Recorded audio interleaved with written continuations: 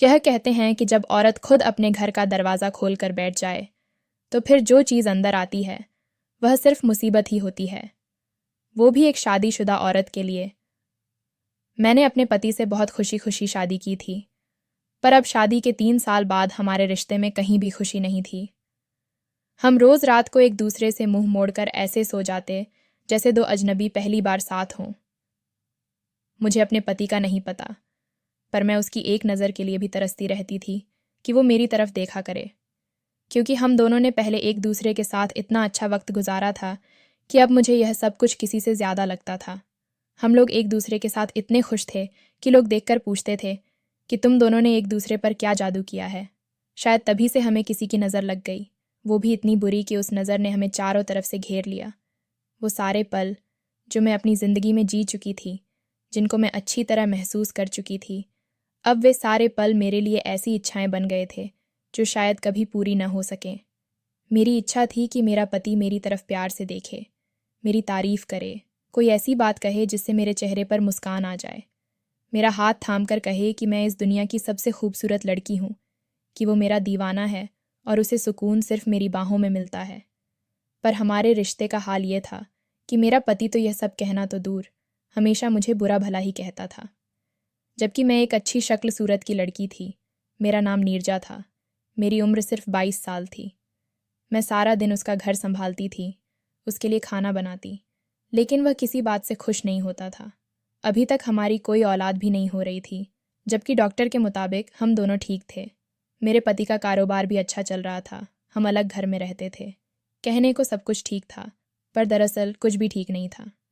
और यह स्थिति सबसे ज़्यादा बुरी होती है जब आपको पता ही ना हो कि गलत क्या है। आप यही सोचते रहते हैं कि सब कुछ ठीक है, लेकिन ऐसा नहीं होता। सब कुछ गलत हो रहा होता है, और जिस दिन पता चलता है कि हाँ, वाकई कुछ गलत हो रहा था, वह दिन उस रिश्ते का आखिरी दिन होता है। लोग हम पर रश्क करते थे, पर हम एक दूसरे के साथ जानवरों की तरह लड़ते थे। हमारी लड़ाई का मकसद ये नहीं होता था कि हम अपनी बात साफ कर सकें। हमारी लड़ाई का मकसद ये होता था कि एक दूसरे की तकलीफ़ कैसे पहचानें, ऐसी कौन सी बात करेंगे कि ज़्यादा बुरा लगेगा, और हम दोनों ही यह करने में कामयाब रहते थे, क्योंकि हम एक दूसरे को बहुत अच्छी तरह जानते थे। तुम जैसी खुदगर्ज औरत मैंने आज तक नहीं देखी। क्या किया है तुमने मेरे लिए? जब से मेरी ज़िंदगी में आई हो, मुझे बर्बाद कर दिया है। कुछ भी ठीक नहीं है मेरे आसपास, कोई खुशी नहीं है मेरी ज़िंदगी में, यहाँ तक कि एक बच्चा भी नहीं दे सकी तुम मुझे। जबकि मेरा पति जानता था कि मुझ में भी कोई कमी नहीं थी। ये देर किस्मत की तरफ से हो रही थी, पर आज उसने मुझे बहुत जलील किया, बहुत बातें सुनाई। हम 2-3 डॉक्टरों के पास गए थे और सबने यही कहा था कि ना उसके अंदर कोई मसला है और ना मेरे अंदर। पता नहीं ये सब कुछ क्यों हो रहा है, लेकिन फिर भी उसने सारा रोष मुझ पर लगा दिया। वह तो घर से चला गया था, पर मैं सारा दिन रोती रही, और अब रात को भी नींद मेरी आंखों से गायब थी। एक नज़र अपने पति को देखा, जो मेरे पहलू में सो रहा था। किसी को बेसुकून करके कैसे कोई इतने सुकून से सो सकता था? मैंने अपने आंसू साफ किए और जाकर आईने के सामने खड़ी हो गई। मैं खुद को गौर से देखने लगी। मेरी आंखों में आज भी चमक थी, मेरी आंखों में जज्बात थे, मेरी कमर पतली और अपनी जगह पर थी, मेरा पेट नहीं निकला हुआ था, रंगत साफ और बाल लंबे थे, कद भी ठीक था। फिर क्यों मेरा पति मुझसे दूर दूर रहता था? हमारे रिश्ते में कभी भी बात सिर्फ खूबसूरती की नहीं थी कि सिर्फ खूबसूरती की वजह से एक दूसरे के साथ हों। लेकिन अगर बात खूबसूरती की ही होती तो भी मुझ में क्या कमी थी? फिर क्यों मेरा पति मुझसे दूर दूर रहता था? और दूर रहने का मतलब यह नहीं है कि हमारा पति पत्नी वाला कोई रिश्ता नहीं था। दूर रहने का मतलब यह है कि वह मुझे देखता ही नहीं था। पता नहीं उसने मुझे आखिरी दफ़ा गौर से कब देखा था, कब उसने मेरी तारीफ़ की थी। अचानक मैंने अपने अक्स की आंखों में देखा। वहाँ एक ऐसी बेचैन ख्वाहिश मुझे नज़र आती थी जिसको पूरा करने की ताकत मेरे पति में नहीं थी, पर मुझ में थी। मैंने पलट कर अपने पति को देखा और उसे आखिरी मौका देने का सोचा। मैं उसके करीब गई, उसे आहिस्ता से नींद से जगाया, जैसे शादी के शुरू के दिनों में जगाया करती थी। रणबीर, मैं आपसे बहुत मोहब्बत करती हूँ, मैंने बहुत प्यार से कहा। तो मैं क्या करूँ? आधी रात को क्या पागल हो गई हो? सो जाओ। मैंने फिर उसे मौका दिया। मैंने कहा कि मुझे नींद नहीं आ रही है, थोड़ी देर मुझसे बातें करो ना। कहने लगा कि क्या बातें करूं तुमसे? मेरे पास तुमसे करने के लिए कोई बात नहीं है। मैं तुमसे बात करता हूँ तो मेरे सर में दर्द शुरू हो जाता है। चुप करके सो जाओ, आधी रात को ये हरकतें मत करो। मेरा पति नफरत से बोला और करवट बदलकर सो गया। उसने मुझे सोने का कहा था और मैं वाकई सो गई थी। मेरे अंदर की औरत सो गई थी, उसकी वफादार पत्नी अब सो गई थी, और मैं इस नींद से कभी भी जागने वाली नहीं थी, क्योंकि मेरा ज़मीर सो गया था और मन जाग गया था। मेरी वो इच्छा जागी थी जो शायद मुझे बर्बाद कर देती, लेकिन अभी भी तो मैं खुश नहीं थी। अब मेरे अंदर सिर्फ गुस्सा था, नफरत थी, और मोहब्बत को तो फिर भी दबाया जा सकता है, लेकिन नफरत अपना इजहार करवा के ही रहती है। मैं सारी रात नहीं सोई। पहले मैं शिकार थी, पर अब मैं शिकारी बन गई थी। बस ज़रूरत थी तो एक शिकार की, और जैसे अच्छी किस्मत साथ हो तो रास्ते खुलते जाते हैं, उसी तरह बुरी किस्मत भी पहले पहल ऐसे ही रास्ते बनाती है। इंसान समझता है कि शायद उसके साथ सब कुछ ठीक होने वाला है, लेकिन असल में खराबी की तरफ जा रहा होता है, और खराबी भी ऐसी कि फिर वापस का कोई रास्ता नहीं होता। लेकिन उस वक्त ये बात समझ नहीं आती। अगले ही दिन जब मेरा पति घर पर नहीं था तो दरवाजे पर दस्तक हुई। मैंने दरवाज़ा खोला तो हैरान रह गई। मेरे सामने एक खूबसूरत नौजवान और कसरती बदन वाला नौजवान चेहरे पर मुस्कुराहट सजाए खड़ा था। वट उसने भी मुझे सिर से लेकर पांव तक देखा, और मैं सोचने लगी कि मैं अच्छी तो लग रही हूं ना, क्योंकि थोड़ी देर पहले ही मैं तैयार हुई थी। मैंने सोचा कि हमेशा घर को साफ करती रहती हूँ, अपना ख्याल नहीं रखती। आज मैंने अच्छे से कपड़े पहने हैं और खुद को तैयार किया है। फिलहाल मैं इसी तरह शुरुआत करना चाहती थी, तो अपना ख्याल ज़्यादा रखूंगी और इस घर का काम, ताकि मेरे पति को पता चले कि मुझे अपनी फ़िक्र है। वाह, मुझे नहीं पता था कि मेरे पड़ोसी इतने हसीन होंगे। मैंने कहा, जी, मैं समझी नहीं। मेरा मतलब था, मैं आपका नया पड़ोसी हूँ, मुझे हथौड़ा दरकार है। मैंने खुद को होश में रखते हुए कहा, जी, मैं अभी लाई, और उसे हथौड़ा दे दिया। वह शुक्रिया बोलकर मुस्कुराता हुआ वहाँ से चला गया। मैंने दरवाज़ा बंद किया और खुद को संभालने लगी। मेरी सांसें जाने क्यों काबू में नहीं आ रही थीं। अचानक से दरवाज़ा खोलकर बाहर देखने लगी तो दिल बैठ गया, क्योंकि वह शख्स बाहर ही खड़ा था। घबराकर एक झटके से दरवाज़ा बंद कर दिया। वह भी हंसता हुआ वहाँ से चला गया, और मैं भी खुद पर हंसने लगी। याद नहीं था कि आज जाने कितने अरसे बाद मैं दिल से मुस्कुराई थी। खुद को फिर से 16 साल की महसूस कर रही थी। अगले दिन वही लड़का हथौड़ा वापस करने आया और एक दूसरे से थोड़ा बातचीत हुआ। उसका नाम अज़म था। जब मैंने अपना नाम बताया तो कहने लगा, किसी ने आपका नाम निहायती सोच समझ कर रखा है। आप वाकई अपने नाम की तरह प्यारी हैं। वह मेरी तारीफ़ कर रहा था जब मुझे अपने पति के अल्फाज याद आए। नाम की ही अच्छी हो, वरना दिल को भाने वाली एक भी अदा नहीं है तुम्हारे अंदर। नाम की रानी, अब खाना बना दो। मैं अज़म की आवाज़ पर ही चौंकी, और वह शुक्रिया बोलकर वहाँ से चला गया। पता नहीं यह कशिश अज़म की शख्सियत की थी, या मैं अपनी दुनिया में ही इतनी कमज़ोर हो चुकी थी कि अब मुझे हल्की सी रोशनी भी एक सूरज की तरह मालूम हो रही थी। मैं दिन भर उसी के बारे में सोचती रहती थी, उसकी आवाज़, उसका चेहरा, उसकी बातें। जब वह मुस्कुराता था तो उसके गालों में डिम्पल पड़ते थे, जो मुझे बहुत ज़्यादा प्यारे लगते थे। मैं उसके बारे में सोच रही थी और साथ साथ सब्ज़ी काट रही थी कि मेरे हाथ पर छुरी लगी। मेरा पति नज़दीक ही बैठा अखबार पढ़ रहा था। उसने मेरी तरफ देखा तो कहा, ध्यान कहाँ है तुम्हारा? ठीक से कोई काम होता नहीं है तुमसे। इस बात पर भी वह मुझे डांटने लगा। मैंने अपने ज़ख्म को पानी से धो लिया और फिर से काम में लग गई। मेरे पति ने एक रात के लिए शहर से बाहर जाना था। उसका कहना था कि ऑफिस का कोई काम है। वह यूं ही मुझे अकेला छोड़ के चला जाया करता था, कहीं लेकर भी नहीं जाता था, क्योंकि हम अकेले रहते थे। लड़कियां समझती हैं कि जब इंसान किसी जॉइंट फैमिली में रहता है तो पति के साथ आना जाना किसी मुसीबत से कम नहीं होता। लेकिन मैं तो 3 साल से अपने पति के साथ अकेली ही रह रही थी, फिर भी वह मुझे कहीं लेकर नहीं जाता था। एक दफ़ा मैंने उसको किसी से फ़ोन पर बातें करते हुए सुना था, शायद अपने किसी दोस्त से फ़ोन पर बात कर रहा था। कह रहा था कि नहीं नहीं, पत्नियों को सर पर नहीं चढ़ाना चाहिए, फिर ज़िंदगी बड़ी मुश्किल हो जाती है। तो अपनी पत्नी को कहीं लेकर नहीं जाता, और उसकी जुर्रत के वह बार बार कहे यहाँ जाना है वहाँ जाना है। चुपचाप घर में बैठ जाती है, कभी कभी उदास हो जाती है, लेकिन फिर भी ठीक हो जाती है। अरे, इतना वक्त किसके पास है, और जो खर्चा होता है वह अलग। मुझे उस दिन बड़ा अफसोस हुआ था क्योंकि शादी से पहले ये कहता था कि तुम्हारी हर बात मानूंगा, तुम्हें रानी बनाकर रखूंगा। मैंने उसको बताया था कि मैं पूरा दिन घर के काम कर सकती हूँ, पर मेरा दिल करता है रात को बाहर जाऊँ, सिर्फ 15 मिनट के लिए ही सही। पूरे दिन की थकान उतर जाती है। ऐसा नहीं कि मैंने बाजार जाकर कोई चीज़ लेनी है या मैंने कुछ खाना है, नहीं, बस यूं ही जाने का दिल करता है, सिर्फ 5 से 10 मिनट के लिए। और उसने कहा था कि अरे मेरी जान, ऐसी बात है तो मैं तुम्हें रोज़ रात को ले जाया करूँगा। अगर तुम फ्रेश हो जाओगी तो मुझे और क्या चाहिए। लेकिन फिर उसने मेरा ख्याल रखना छोड़ दिया। घर का सामान मैं खुद लेती थी और डॉक्टर के पास भी खुद ही चली जाया करती थी। मैं किचन में खड़ी होकर कुछ मीठा बना रही थी, पर दरअसल यह बहुत कड़वा था, जो मुझे ही अपने गले से उतारना था। मैंने खीर डोंगे में डाली और अपने पड़ोसी को देने के लिए चली गई। मैं थोड़ा तैयार भी हुई थी। मैंने दरवाजे पर दस्तक दी तो सोचने लगी कि मैं गलत कर रही हूँ। वापस मुड़ने लगी कि दरवाज़ा खुल गया। अज़म ने कहा कि आप बेल बजाकर भाग रही हैं, आप बचपन में भी ऐसे ही तो नहीं करती थीं। इस बात पर मैं खिलखिलाकर हंस दी। उसने कहा कि आज तो और भी प्यारी लग रही हैं। उसने नोट किया कि मैं तैयार हुई थी, जबकि अपने पति के सामने मैं अगर दुल्हन बनकर भी खड़ी हो जाती तो वह मुझे देखता ही नहीं था, और अगर देखता भी तो यह नहीं कहता कि तैयार क्यों नहीं हो, कहता कि जाओ एक कप चाय बना कर लाओ। ऐसा कई दफ़ा हुआ कि मैं बहुत ज़्यादा बीमार थी, उसके पास ही रहती होती थी, लेकिन मुझे नहीं पूछता था। दर्द के मारे राम राम कर रही होती थी, फिर भी नहीं कहता था कि क्या बात है, क्या तुम्हें दर्द हो रहा है।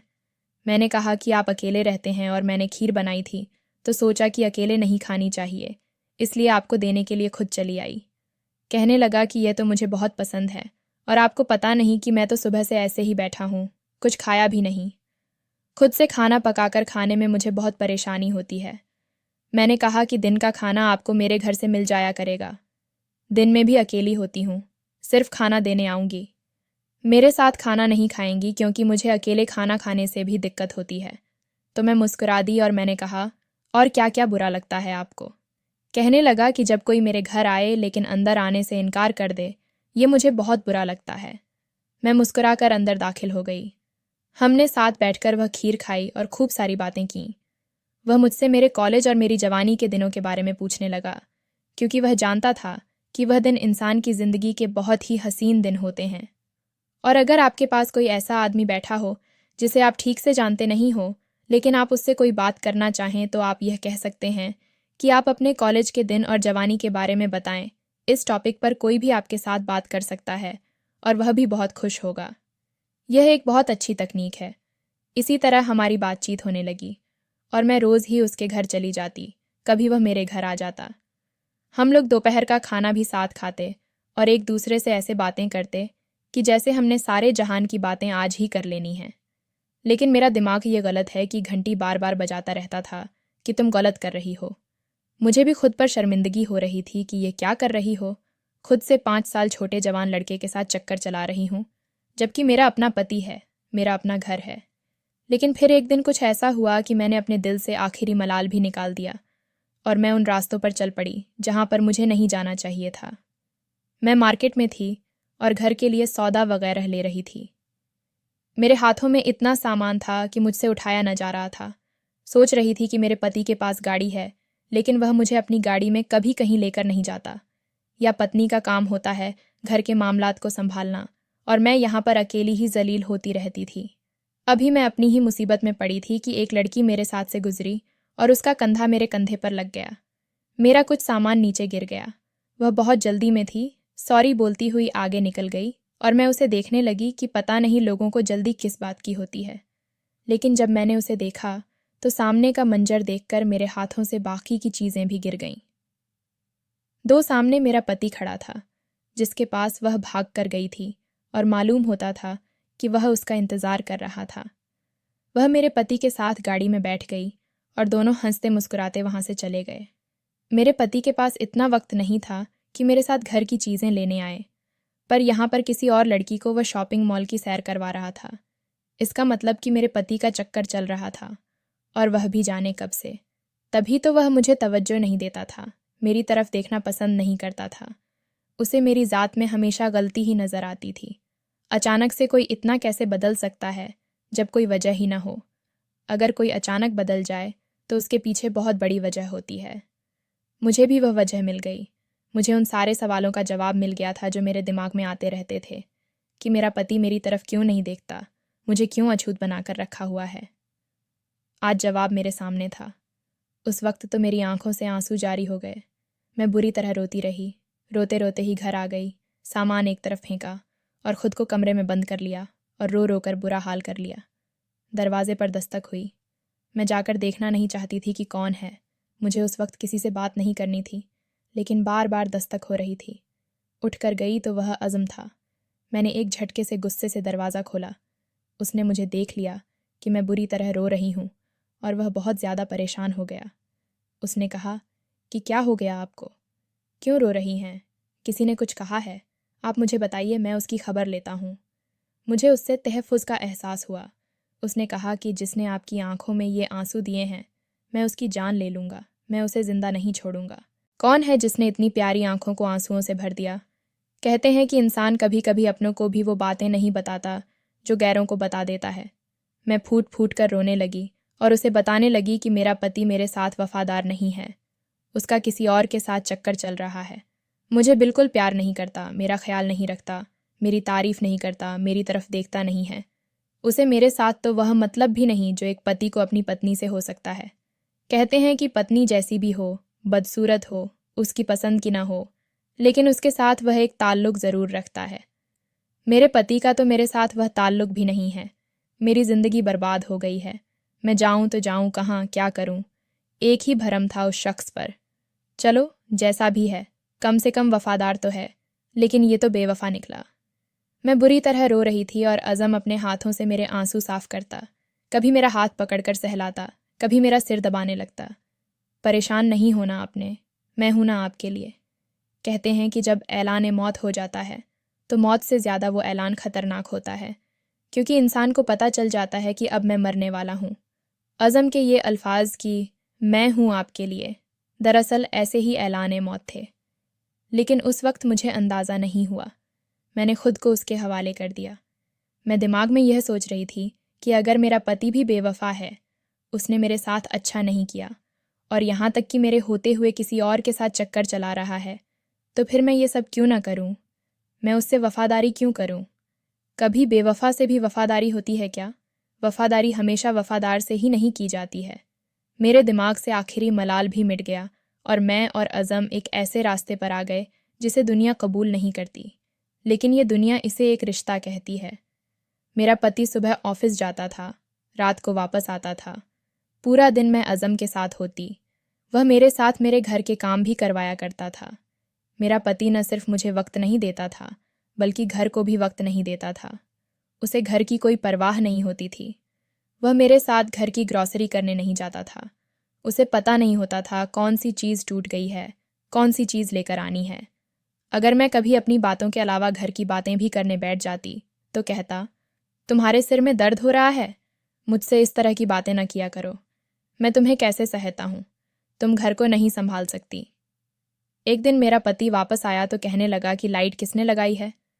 हमारे घर में कोई सीढ़ी नहीं थी और बाथरूम की लाइट बाथरूम की छत पर लगाई थी, जहाँ मेरा हाथ नहीं जाता था। मैं अपने पति को 3-4 दिन से कह रही थी कि यह लाइट लगा दे। मैंने कहा कि मैंने खुद ही लगाई है। मैं थोड़ी घबरा गई। उसने कहा कि तुम्हारा तो हाथ नहीं जाता। मैंने कहा कि मैंने टेबल के ऊपर एक और टेबल रखी और फिर लाइट लगा ली। मेरे पति ने कहा कि अगर गिर जाती तो तुम्हारा कुछ नहीं बचना था, फिर तुम्हें सीधा ऊपर ही जाना था। मैंने गुस्से से कह दिया कि अच्छा, फिर तुम्हें खुशी मिल जाती, तुम जो चाहे करते रहते। उसने कहा, नाराज़ क्यों हो रही हो? पागल, मैं मजाक कर रहा हूँ। जाने क्यों अचानक से उसका रवैया बदल गया था। मजाक नहीं कर रहा हूँ, पर मैं बहुत गुस्से में थी और वापस किचन में चली गई। हैरान मैं इस बात से थी कि आज इस शख्स को क्या हो गया था।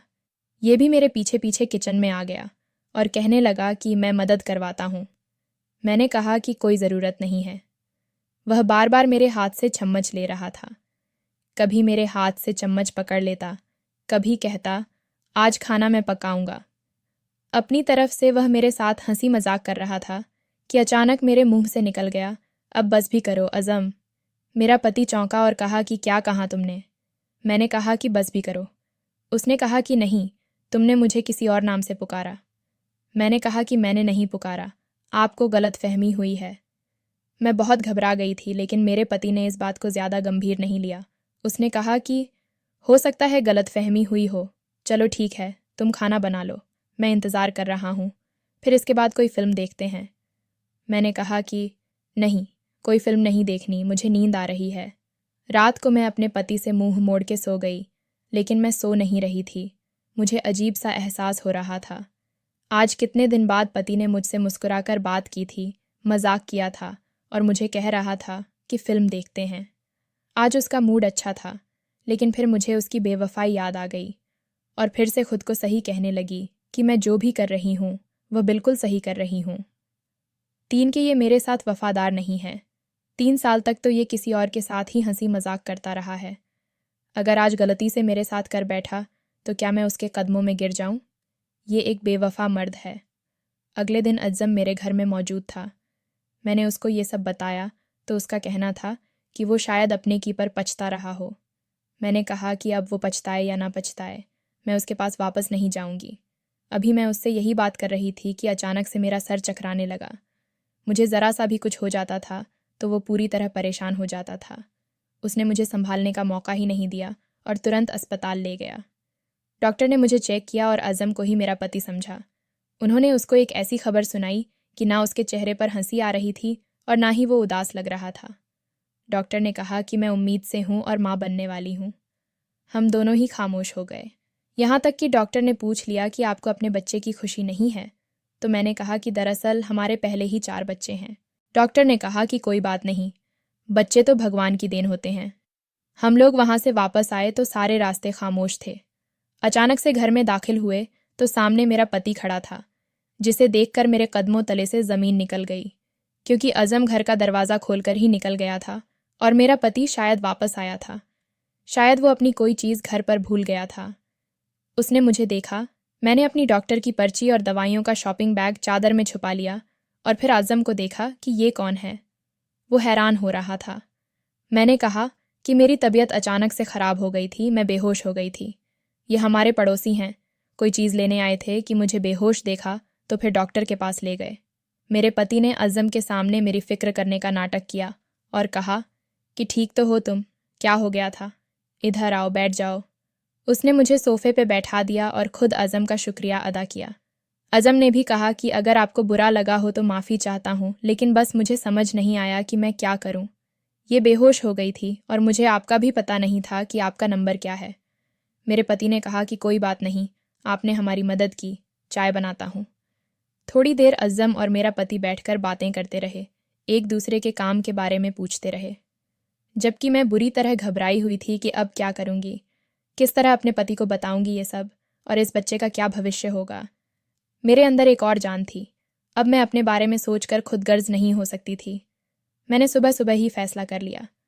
अज्जम के पास गई और उससे कहा कि ये बच्चा हमारी मोहब्बत की निशानी है और हमें इसे इस दुनिया में लाना होगा। लेकिन उसका कहना था कि वो इस वक्त एक बच्चा और एक बीवी अफोर्ड करने की हालत में बिल्कुल भी नहीं है। उसका काम भी अच्छा नहीं है। मुझे अपने ही मसले सुनाने लगा, जबकि आज तक उसने अपने किसी मसले का जिक्र ही नहीं किया था।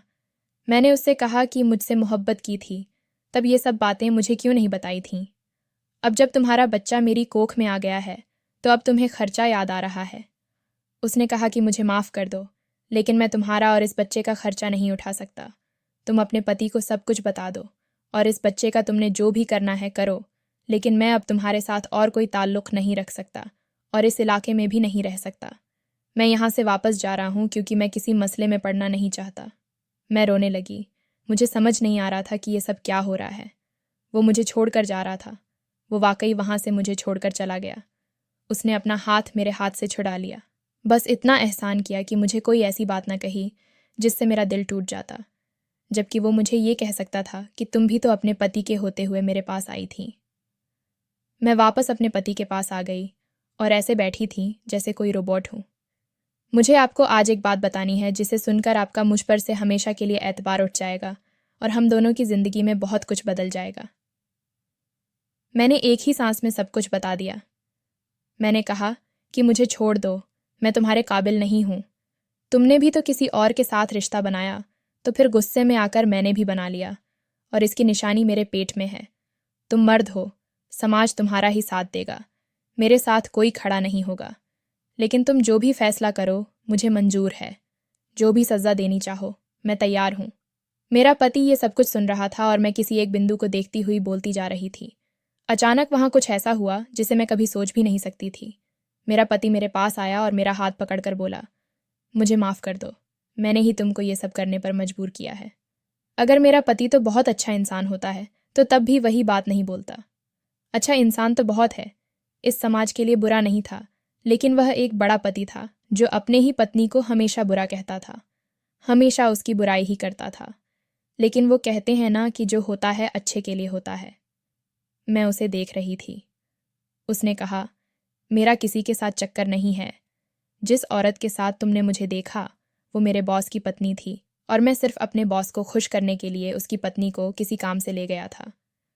हकीकत तो ये है कि मैं कभी बाप नहीं बन सकता, और ये बात मुझे डॉक्टर ने 2 साल पहले ही बता दी थी। लेकिन मैंने अपनी गलत रिपोर्ट बनवाई ताकि तुम्हें ये बात पता न चले।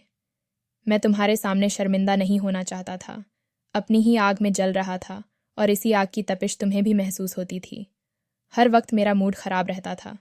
सोचता था, क्या ज़िंदगी है मेरी। जिस दिन तुम्हें पता चलेगा कि मैं तुम्हें औलाद की खुशी नहीं दे सकता, तुम मुझे छोड़कर चली जाओगी। मैं तुम्हें खोना नहीं चाहता था। वो मेरा डर था जो मेरा गुस्सा बन के मेरी ज़ुबान पर आ जाता था। ये बच्चा तुम्हारी गोद में है, ये बच्चा तुम्हारा है, और इसके बाद से ये बच्चा हमारा कहलाएगा। मैं इसको अपना नाम दूंगा। हम दोनों मिलकर इसको पालेंगे और दुनिया वालों के मुंह भी बंद हो जाएंगे। कोई तुमको बांझ नहीं कहेगा और मुझे भी नामर्द नहीं कहेगा। ये बच्चा हमारा सहारा बनेगा। 4 मैं अपने पति के कदमों में बैठ गई और फूट फूट कर रोने लगी। उसने कहा कि सिर्फ तुम्हारी गलती नहीं है, इसमें मेरी भी गलती है। मैं भी बराबर का पापी हूँ, लेकिन मेरे पति ने मुझे माफ़ कर दिया। हम लोगों ने वह इलाका छोड़ दिया और कहीं और चले गए। भगवान ने मुझे एक बेटा और एक बेटी से नवाजा। अब हम 2 बच्चों के माता पिता हैं। मैंने फिर कभी अज़म का नाम तक नहीं लिया, उसका ख्याल भी मेरे दिल में नहीं आता, और हम लोग खुशी खुशी साथ रहते हैं। मुझे फ़ख्र है कि उसने मुझे माफ़ कर दिया। भले ही उसमें खुद कमी थी, लेकिन फिर भी मर्द ऐसी बातों को माफ़ नहीं करते। लेकिन मेरा पति एक अच्छा इंसान था, और वह बेशक अच्छा बाप भी है, और मेरे बच्चों का बहुत ख्याल रखता है। कहते हैं कि बेवफाई घर बर्बाद कर देती है, सब कुछ ख़त्म कर देती है। जब 2 लोगों में तीसरा आ जाता है तो फिर 2 नहीं बचते और कोई ना कोई रिश्ता टूट जाता है। हर कहानी ऐसी ही होती है, सबके साथ यही होता है। लेकिन मेरे मामले में बेवफाई ने मेरा घर बचा लिया। मेरे पति फिर से मेरे दीवाने बन गए और हमारी ज़िंदगी का सबसे बड़ा मसला भी हल कर दिया। हम लोगों ने हालात को कबूल कर लिया। शायद आप लोगों को हमारी कहानी अजीब लगे, लेकिन जो सच था मैंने वही बताया है। ये कोई फिल्म या कोई ड्रामा नहीं है जहाँ छोटी सी बात के लिए आप अपने हमसफ़र को छोड़ दें और ऊंची ऊंची आवाज़ में डायलॉग बोलकर बात ख़त्म कर दें। ज़िंदगी है, इस पर जीना पड़ता है, और कभी कभी ऐसे फ़ैसले भी करने पड़ते हैं। दोस्तों, वीडियो कैसा लगा कमेंट करके ज़रूर बताएं। वीडियो को लाइक और चैनल को सब्सक्राइब ज़रूर करें